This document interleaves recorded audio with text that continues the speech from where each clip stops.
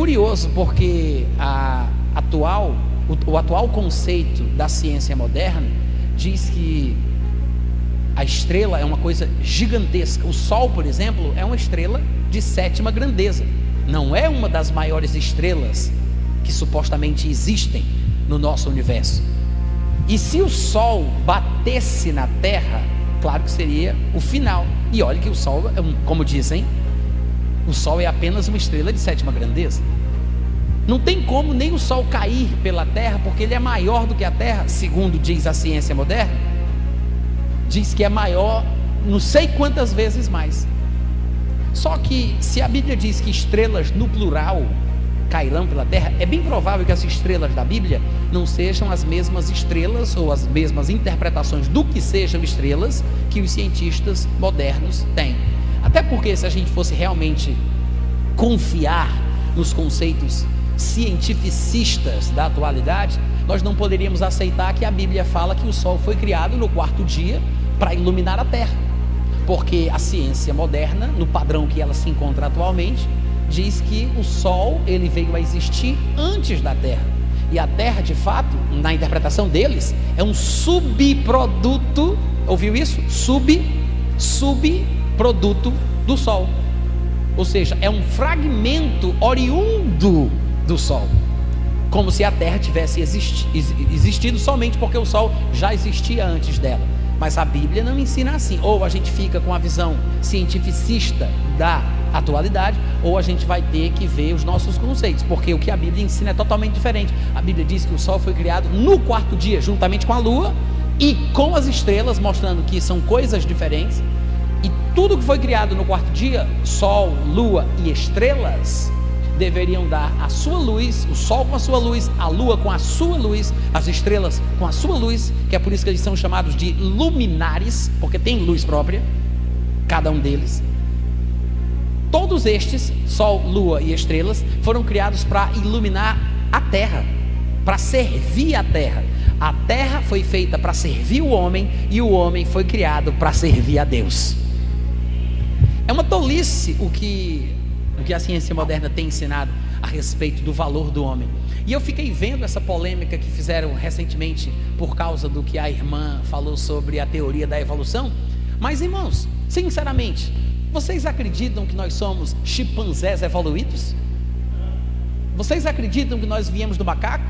Não, fala a verdade, para pensar. Porque se for assim, para que a gente diz que crê na Bíblia? Ou o que a Bíblia diz é verdade, ou vamos tentar adequar o linguajar bíblico,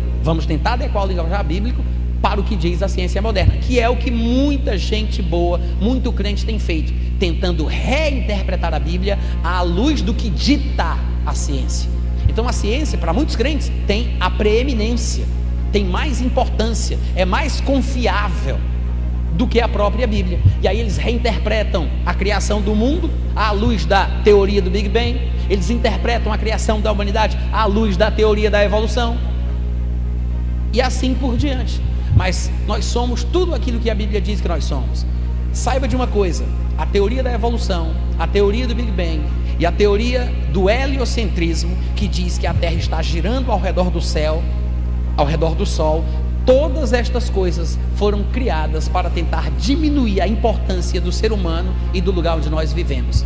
Não há nenhuma comprovação científica factual a respeito de nenhuma destas 3 linhas de interpretação. O próprio Einstein, as pessoas não ensinam isso, os professores não ensinam isso nas nossas escolas, mas o próprio Albert Einstein já reconheceu que não há prova científica factual a respeito da questão da Terra estar parada e o Sol girando ao redor dela, ou o Sol parado e a Terra girando ao redor do Sol. Ninguém sabe disso, mas Einstein falou isso com a sua própria boca. Muita gente desconhece. A verdade é que existem teorias, linhas de interpretação, e a linha que prevaleceu no mundo acadêmico, que é o que a ciência atual ensina, não está em linha com a palavra de Deus, porque a Terra na Bíblia é o centro do universo, e quem mexe é o Sol e a Lua.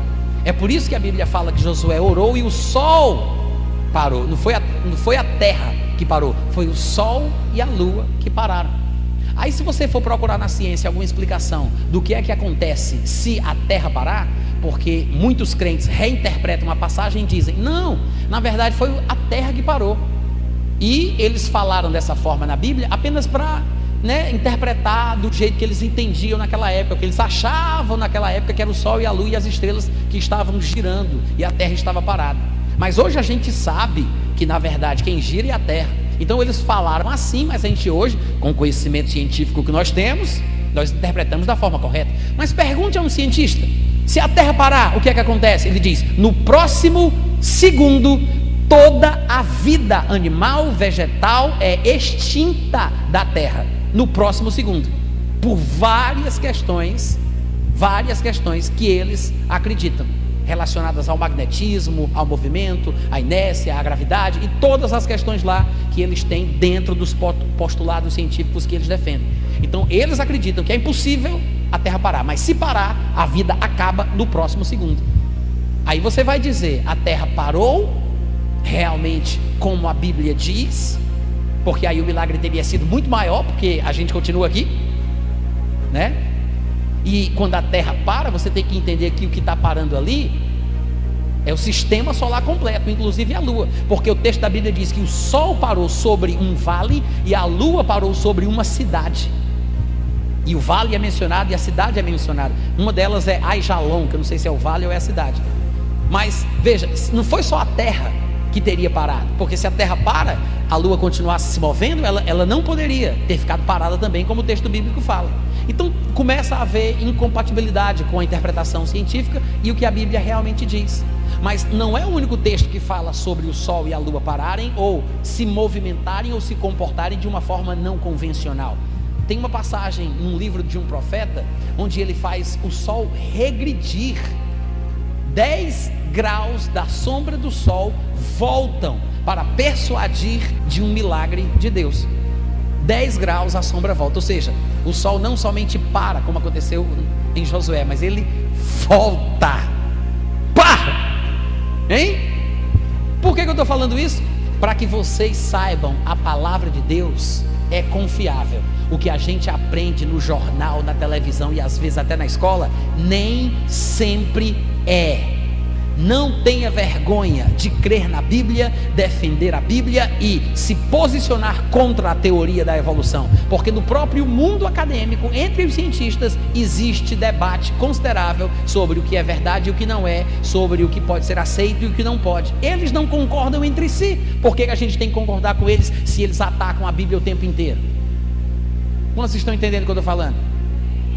Eu me lembro da história que eu ouvi uma vez, que uma criancinha estava na escola e ouviu a professora dizendo: nós viemos dos macacos, vocês tudinho são macaco evoluído, os macacos começou assim, aí foi subindo e ficou assim como nós somos agora, mas tudo veio do macaco. Aí a criancinha chegou em casa e disse assim: papai,